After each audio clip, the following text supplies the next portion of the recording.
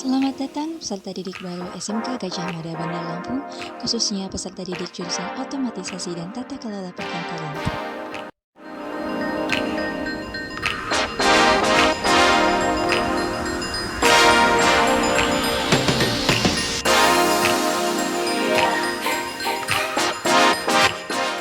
Assalamualaikum warahmatullahi wabarakatuh. Puji syukur kita panjatkan kehadirat Allah Subhanahu wa taala, yang mana pada saat ini kita masih diberikan kesehatan jasmani dan rohani. Sebelumnya perkenalkan, nama saya Rofiah, selaku Ketua Jurusan Otomatisasi Perkantoran SMK Gajah Mada Bandar Lampung tahun ajaran 2020-2021. Saya selaku Ketua Jurusan Otomatisasi Tata Kelola Perkantoran mengucapkan selamat datang untuk peserta didik baru, khususnya peserta didik yang sudah memilih jurusan Otomatisasi Tata Kelola Perkantoran di SMK Gajah Mada Bandar Lampung. Anak-anakku sekalian yang ibu sayangi, untuk masa orientasi pengenalan lingkungan sekolah kali ini berbeda dengan MPLS tahun-tahun sebelumnya, karena pandemi COVID-19 yang melanda seluruh dunia, sehingga kegiatan MPLS ini dilakukan secara online.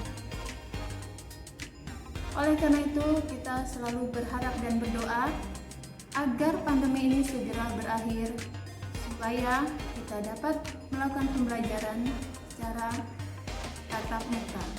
Mungkin itu saja perkenalan dari saya. Semoga kita dipertemukan kembali dalam keadaan sehat walafiat. SMK bisa.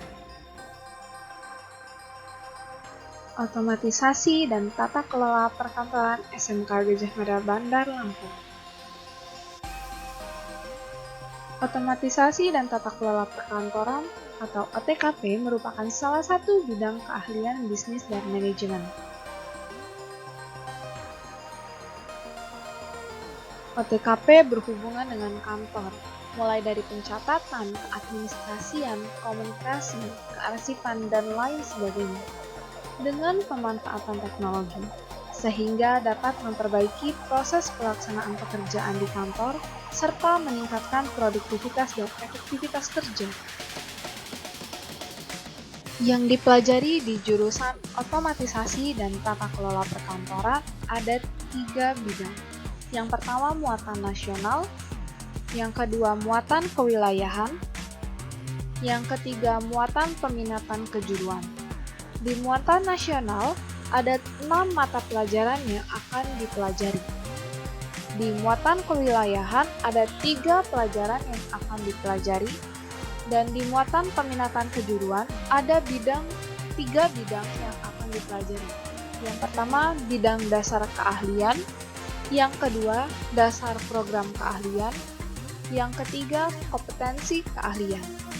Untuk bidang dasar keahlian, mata pelajaran yang akan dipelajari yaitu simulasi dan komunikasi digital, ekonomi bisnis, administrasi umum, dan juga IPA. Di dasar program keahlian ada 3 pelajaran yang akan dipelajari, yaitu teknologi perkantoran, korespondensi, dan juga kearsipan. Di kompetensi keahlian, mata pelajaran yang akan dipelajari yaitu otomatisasi tata kelola kepegawaian, otomatisasi tata kelola keuangan, otomatisasi tata kelola sarana dan prasarana, otomatisasi tata kelola humas dan keprotokolan, dan yang terakhir ada produktif kreativitas kewirausahaan. Jenis pekerjaan kantor yang akan dilakukan ada berbagai jenis. Adalah menghimpun, kegiatan mencari dan mengusahakan tersedianya segala informasi yang belum ada atau informasi yang masih berserakan di mana-mana, sehingga siap digunakan saat diperlukan. Contohnya, mengumpulkan data, mencari informasi, membuat clipping, dan lain sebagainya. Yang kedua, mencatat yaitu kegiatan tulis-menulis mengenai data-data yang diperlukan sehingga berwujud tulisan yang mempunyai arti, dapat dikirim dan disimpan. Contoh kegiatan mencatat yaitu membuat surat, membuat notula, dan mencatat kegiatan dan lain sebagainya. Yang ketiga, mengolah. Merupakan berbagai macam kegiatan untuk mengerjakan data dan informasi agar dapat tersaji dalam bentuk laporan yang lebih berguna. Contohnya, mengolah, membuat rekapitulasi data, membuat laporan tertulis, membuat laporan keuangan. Yang keempat, menggandakan.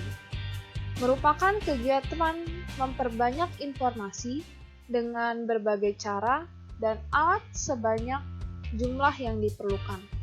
Contohnya memfotokopi surat, mencetak informasi, dan lain sebagainya. Yang kelima, kegiatan mengirim. Kegiatan menyampaikan informasi dengan berbagai cara dan alat dari satu pihak ke pihak yang lain. Contoh kegiatannya yaitu mengirim email, faksimiles, dan surat. Keenam adalah menyimpan. Kegiatan meletakkan informasi dengan berbagai cara dan alat di tempatkan tertentu yang aman. Contohnya menyimpan surat atau arsip, menyimpan data atau informasi ke komputer, menyusun buku di perpustakaan, dan lain sebagainya. Melakukan komunikasi, yaitu kegiatan melakukan pengiriman ide atau gagasan kepada pihak lain, baik langsung ataupun menggunakan media dan mendapat respon dari penerima pesan. Contohnya, melakukan kegiatan korespondens, melakukan kegiatan telepon, melakukan kegiatan telekonferensi, dan bisa juga melakukan kegiatan chatting.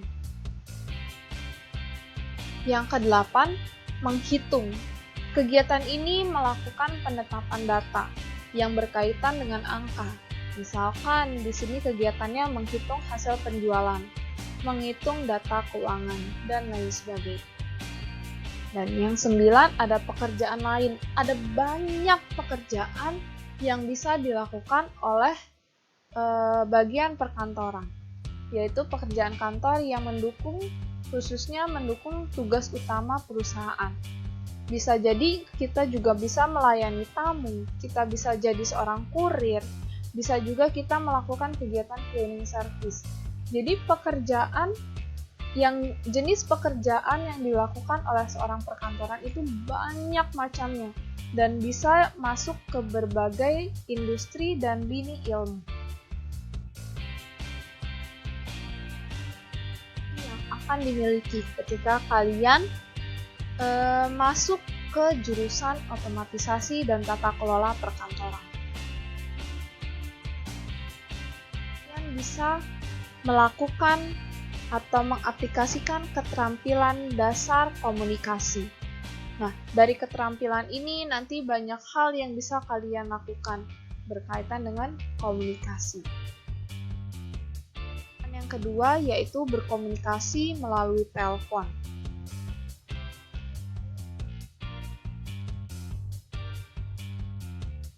Bekerja sama dengan kolega dan pelanggan. Yang keempat, memberikan pelayanan kepada pelanggan. Yang kelima, mengoperasikan komputer atau perangkat lunak.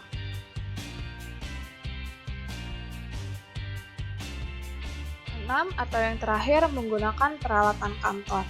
Jadi, dari 6 kompetensi ini akan kalian dapatkan ketika masuk di jurusan otomatisasi dan tata kelola perkantoran.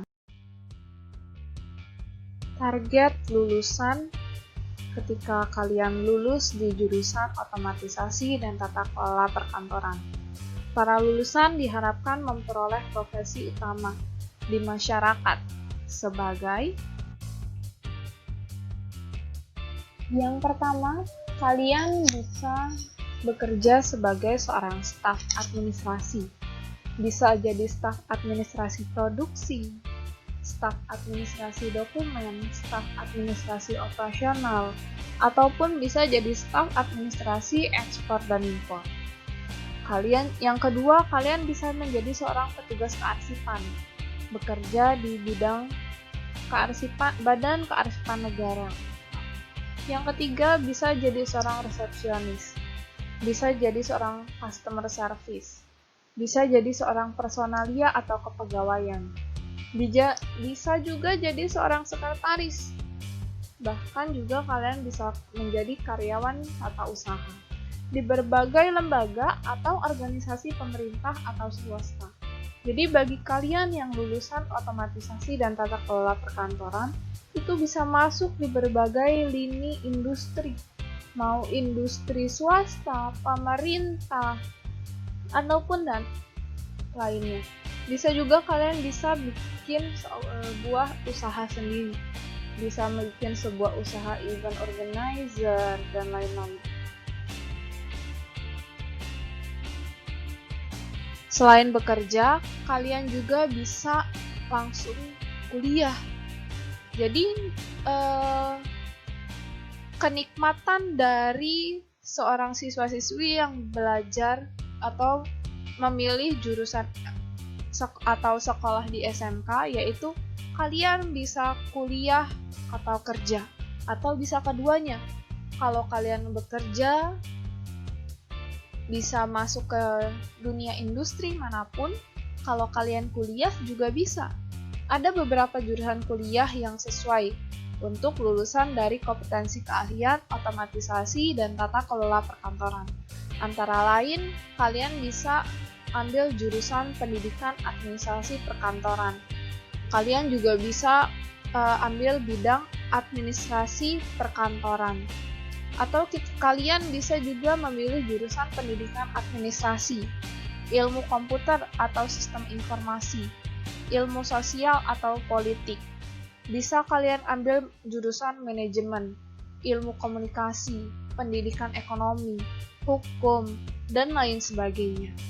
Jadi banyak jurusan-jurusan yang ada di perkuliahan yang bisa kalian masuki ketika kalian lulus dari kompetensi keahlian otomatisasi dan tata kelola perkantoran.